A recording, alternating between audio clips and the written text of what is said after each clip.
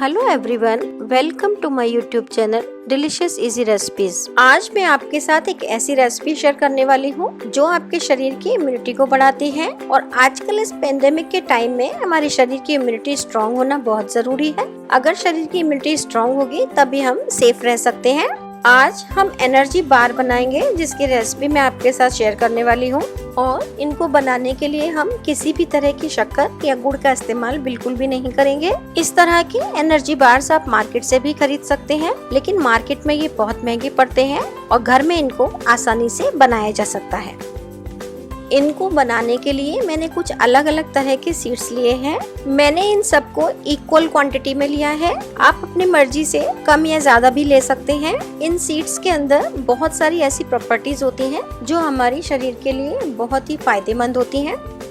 ये 1/4 कप मैंने खरबूजे के बीज लिए हैं, 1/4 कप बादाम की गिरियां ली हैं, 1/4 कप पिस्ते, 1/4 कप मूंगफली के दाने, 1/4 कप सफेद तिल, 1/4 कप पंपकिन सीड्स या कद्दू के बीज, 1/4 कप अलसी के बीज या flax seeds, 1/4 cup sunflower seeds और 1/4 कप मैंने अखरोट की गिरियां ली हैं। और हमने 12 खजूर लिए हैं। खजूर के अंदर से बीज हमने निकाल दिए हैं। हमने 8 अंजीर लिए हैं। इन दोनों के ही अनगिनत हेल्थ बेनिफिट्स होते हैं। ये 150 ग्राम हमने मिल्क कंपाउंड चॉकलेट लिया है और 75 ग्राम हमने डार्क कंपाउंड चॉकलेट लिया है। इनको हम बाद में यूज करेंगे, ये ऑप्शनल है। आप सिर्फ मिल्क कंपाउंड या सिर्फ डार्क कंपाउंड चॉकलेट भी यूज कर सकते हैं। ये आपको बेकरी शॉप पर आसानी से मिल जाते हैं। आइए अब हम रेसिपी को बनाना शुरू करते हैं। और आपने अगर अभी तक मेरा चैनल सब्सक्राइब नहीं किया है तो प्लीज इसे सब्सक्राइब कर दीजिए, साथ ही बेल बटन भी प्रेस कर दीजिए जिससे कि मेरे आने वाले नए वीडियोस की नोटिफिकेशन आपको बराबर मिलती रहे। अब हम अंजीर को इस तरह से छोटे छोटे पीसेस में डिवाइड कर देंगे और खजूर को भी हम अंजीर के साथ ही मिक्स कर देंगे। अब ये मैंने आधा कप पानी लिया है जिसको मैं इसमें डाल दूंगी और इनको सोक करने के लिए रख दूंगी। अब इन सारे सीड्स को हम एक एक करके रोस्ट कर लेते हैं। सीड्स को रोस्ट करने के लिए मैंने कढ़ाई को गैस पे चढ़ा दिया है और गैस की फ्लेम को ऑन कर दिया है। अब हम इसमें खरबूजे के बीज डाल देते हैं। गैस की हीट को हमने स्लो ही रखा हुआ है। सीड्स को हम स्लो हीट पर ही भूनेंगे। खरबूजे के बीज से बहुत ज्यादा हेल्थ बेनिफिट्स होते हैं। इसमें प्रोटीन होता है, विटामिन ए, सी और ई भी होता है और साथ साथ ओमेगा 3 फैटी एसिड भी होता है। कुछ ऐसे मिनरल्स भी इसमें होते हैं जो हमारे पेट की एसिडिटी को कम करते हैं और हमारे डाइजेस्टिव सिस्टम को फिट रखते हैं। अब इन बीजों में से छटकने की आवाज आने लगी है। अब इनको हम ढक देते हैं, नहीं तो ये उछलकर बाहर गिरने लगेंगे। अब हमने गैस की हीट ऑफ कर दी है और इनको एक प्लेट में सेपरेट कर लेते हैं। अब उसी कढ़ाई में हम तिल डाल देते हैं। इनको भी हमें रोस्ट करना है। हीट को हम स्लो ही रखेंगे। तिल के अंदर कैल्शियम, आयरन, मैग्नीशियम और जिंक होता है। तिल हमारे हार्ट के लिए बहुत अच्छा होता है, साथ ही साथ ये कैंसर से भी बचाता है और ये हड्डियों को मजबूत बनाता है। तिल का कलर हल्का गुलाबी रंग का हो चुका है। अब हम गैस की फ्लेम ऑफ कर देते हैं और इनको कढ़ाई से सेपरेट कर लेते हैं। अब हम कढ़ाई में सनफ्लावर सीड्स डाल देते हैं। इनको भी हम स्लो हीट पर ही रोस्ट करेंगे। सनफ्लावर सीड्स हमारे बालों और स्किन के लिए बहुत ही अच्छे होते हैं। इनको खाने से हमारे शरीर को काफी एनर्जी मिलती है। ये काफी जल्दी रोस्ट हो जाते हैं। इनका कलर चेंज हो चुका है, आप देख सकते हो। इनको भी हम सेपरेट कर लेते हैं। अब उसी कढ़ाई में हम पंपकिन सीड्स डाल देते हैं। कद्दू के बीज या पंपकिन सीड्स मैग्नीशियम से भरपूर होते हैं। ये हमारे हार्ट को मजबूत बनाते हैं और दिल की बीमारियों से हमें दूर रखते हैं और साथ ही ब्लड प्रेशर कंट्रोल करने में भी बहुत हेल्प करते हैं और हमारे इम्यून सिस्टम को बेहतर बनाते हैं। ये भी रोस्ट हो चुके हैं। इनको भी हम सेपरेट कर लेते हैं। अब हम इसमें अलसी के बीज या फ्लैक्स सीड्स डाल देते हैं। इसके अंदर ओमेगा 3 होता है और ये एंटीऑक्सीडेंट से भरपूर होते हैं। अलसी ने चटकना शुरू कर दिया है, आप आवाज सुन सकते हो। हमने गैस की हीट ऑफ कर दी है। अब इसको भी हम कढ़ाई से सेपरेट कर लेते हैं। अब हम पिस्ते को भी हल्का सा रोस्ट कर लेते हैं। पिस्ते के अंदर काफी मात्रा में फाइबर होता है। इसमें कार्बोहाइड्रेट और एमिनो एसिड भी होता है। इससे याददाश्त भी तेज होती है। इसको भी हम सेपरेट कर लेते हैं। अब हम कढ़ाई में बादाम डाल देते हैं। बादाम के अंदर प्रोटीन, मिनरल्स, विटामिन्स और फाइबर्स होता है। बादाम कोलेस्ट्रॉल को भी कम करता है और बहुत सारे रोगों से लड़ने में हमारी मदद करता है। बादाम भी रोस्ट हो चुके हैं, इनको भी हम कढ़ाई से सेपरेट कर लेते हैं। अखरोट को भी हम इसमें हल्का सा रोस्ट कर लेंगे। अखरोट के अंदर प्रोटीन होता है, पॉलीअनसैचुरेटेड फैट होता है, ये दिमाग को तेज करता है और हमारी हड्डियों को भी मजबूत करता है। अब इनको भी हम कढ़ाई से निकाल लेते हैं। अब एक बार फिर से गैस की हीट ऑन कर देते हैं और इस बार हम इसमें मूंगफली रोस्ट करेंगे।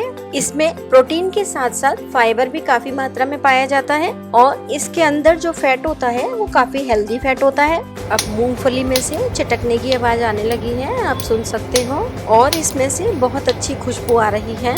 अब हम गैस की हीट ऑफ कर देते हैं और इसको सेपरेट कर लेते हैं। इस तरह से सारे सीड्स को हमने रोस्ट कर लिया है। अब हम इनको थोड़ा ठंडा होने देते हैं।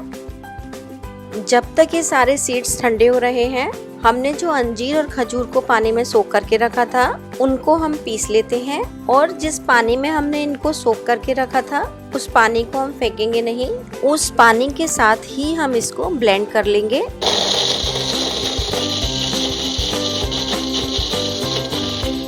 ये देखिए हमारा एक स्मूथ पेस्ट बनकर तैयार हो चुका है। अब हम इसको बोल में सेपरेट कर लेते हैं।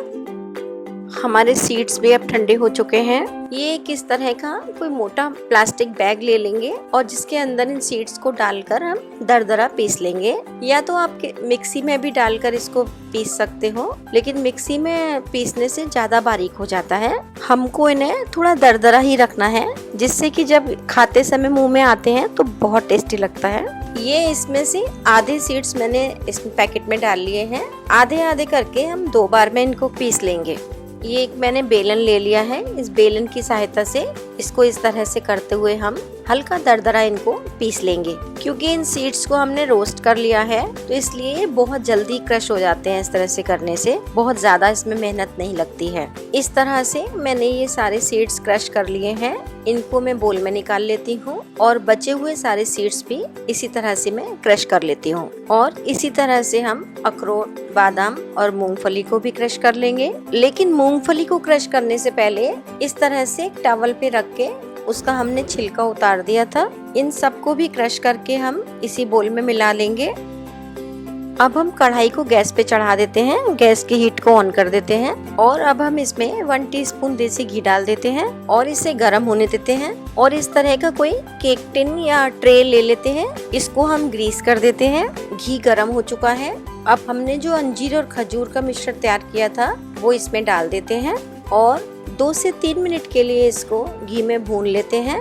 गैस की हीट हमने लो मीडियम कर दी है। मिक्सचर को भूनते हुए 2 मिनट हो चुके हैं। आप देख सकते हैं इसने साइड से कढ़ाई छोड़ना शुरू कर दिया है।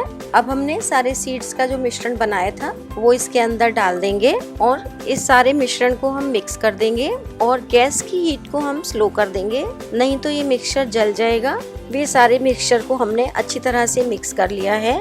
गैस की फ्लेम को हम ऑफ कर देते हैं और कढ़ाई को गैस से उतार लेते हैं। अब हमने पहले से जो ग्रीस की हुई ट्रे तैयार की थी उसके अंदर इस मिक्सचर को डाल देते हैं और इसको चारों तरफ से अच्छी तरह से प्रेस कर देते हैं और इसको इवनली फैला देते हैं, जिससे कि ये एकसार हो जाए और अच्छे से सेट हो जाए। सारा मिक्सचर अच्छे से सेट हो चुका है। अब हम इसमें एक नाइफ से हल्के हल्के कट्स के निशान लगा देते हैं, जिससे बाद में इनको निकालने में आसानी रहेगी। अब इसको थोड़ा ठंडा होने देते हैं। अब ये रूम टेम्परेचर पर आ चुका है। इसको 2 से 3 घंटे के लिए हम फ्रिज में रख देते हैं, क्योंकि हमें इसके ऊपर चॉकलेट की कोटिंग करनी है। अब हम इस चॉकलेट को, ये चिप्स कटर मैंने लिया है, इससे और इसको पतले पतले चिप्स में काट लेंगे, जिससे कि हमको इसको मेल्ट करने में आसानी रहेगी।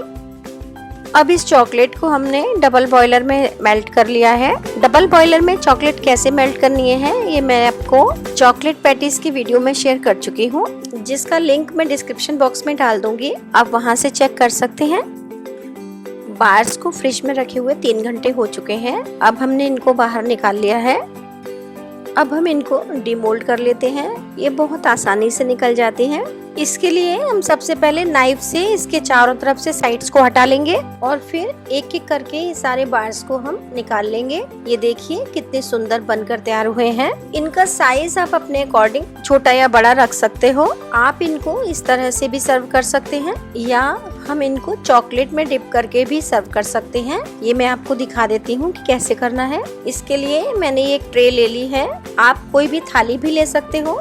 इसके ऊपर मैंने बटर पेपर या पार्चमेंट पेपर लगा दिया है। अब एक एक बार को इसमें उठाकर चॉकलेट में डिप करेंगे इस तरह से और फोर्क की मदद से इसको बाहर निकाल लेंगे। ये एनर्जी बार्स बहुत सॉफ्ट हैं क्योंकि हमने इसमें शुगर कंटेंट बिल्कुल भी यूज नहीं किया है। इसलिए जब हम इनको चॉकलेट में डिप करेंगे तो बहुत ध्यान से इनको करना है क्योंकि ये टूट भी सकते हैं। इसी तरह से बचे हुए सारे बार्स को चॉकलेट से कोट कर लेंगे। इस तरह से हमारे हाई प्रोटीन एनर्जी बार्स बनकर तैयार हो चुके हैं। अब इनको हम थोड़ी देर के लिए फ्रिज में रख देते हैं जिससे कि ये चॉकलेट जल्दी सेट हो जाएगी। आधा घंटे के बाद हमने इनको फ्रिज में से निकाल लिया है। ये देखिए चॉकलेट इनके ऊपर अच्छी तरह से कोट हो चुकी है।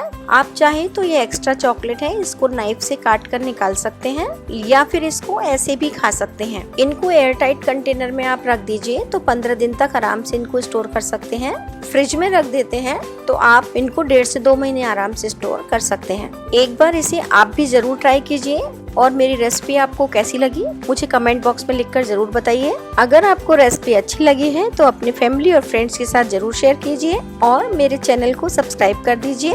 रेसिपी अंत तक देखने के लिए धन्यवाद। मिलते हैं फिर एक नई रेसिपी के साथ।